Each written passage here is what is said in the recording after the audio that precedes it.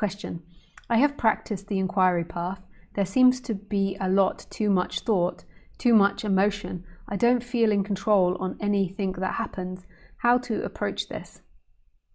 I want to stop suffering. Yeah, thanks, Danielle. Yeah, I mean, I remember when I first started meditating at the local Buddhist center, my mind was just like crazy. Like, it was just so chaotic. I don't mean like mentally insane crazy or like having mental health issues.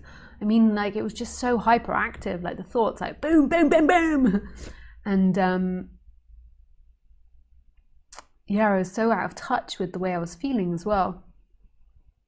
And that can sometimes take years to begin to come to terms with.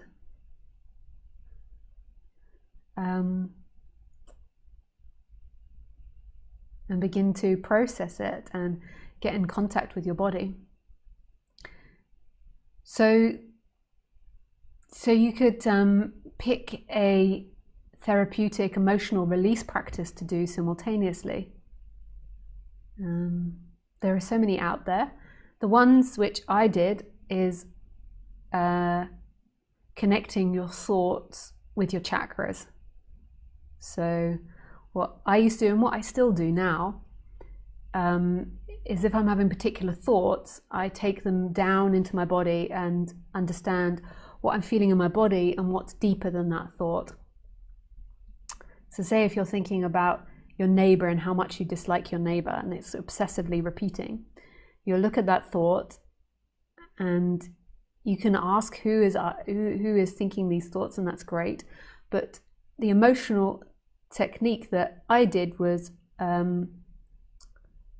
I would link that thought to a feeling. So what am I feeling when I'm thinking that? And it might be anger or annoyance.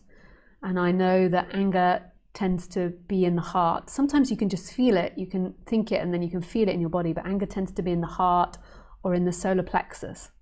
So then I would go and I'd feel in that area and be like, okay, so what am I feeling here?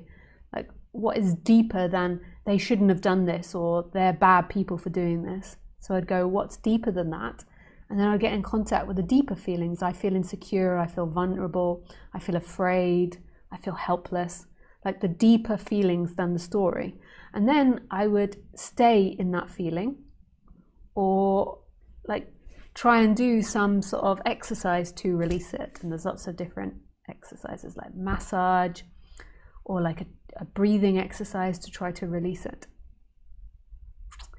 And at the same time, or afterwards, you can also begin to see like who has those feelings and who has those thoughts. And you'll see that there is a consciousness, an empty looking, and an I am, and these thoughts and these feelings are arising in that, and that's not who you are. But because they're intense, there's lots of focus on that person.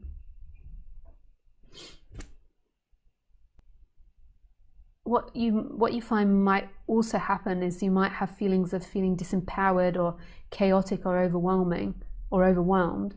But notice that this is in your personality structure. You're feeling these feelings because that is a habit. That is a habitual way of feeling. We don't often find feelings outside our habitual ways of feeling. So often we'll be like, this is too chaotic or this is too much. And so then there is a giving up and moving on to something else. So it's also looking at those thoughts, I want to stop suffering, where does that thought come? Like, just keep going to extremes of it. Like, keep doing it.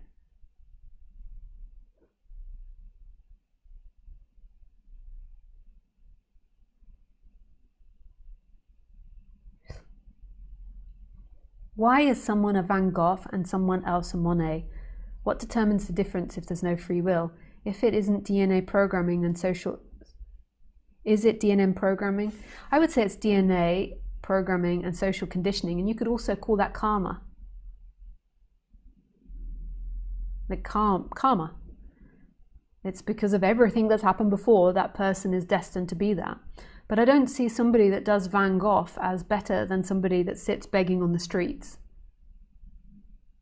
Like, I don't see any better. It's like beautiful that they can do that, and that's like really amazing that they can do that. But it's all just form.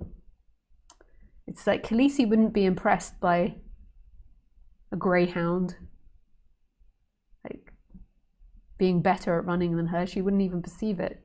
She would just try to run and catch up with it.